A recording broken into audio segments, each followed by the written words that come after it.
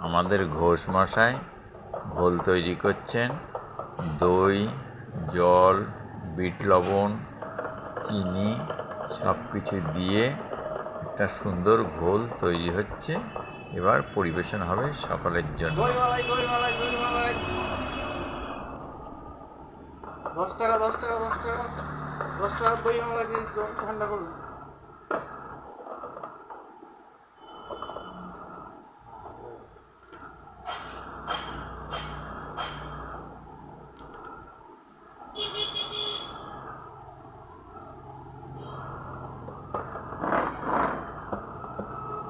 ডান ঠান্ডা প্রাণ ঠান্ডা।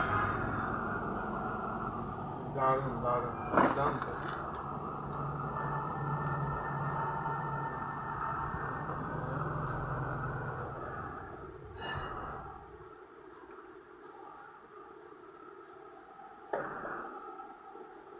চলে আসুন বন্ধুরা, আপনারাও যদি খেতে চান।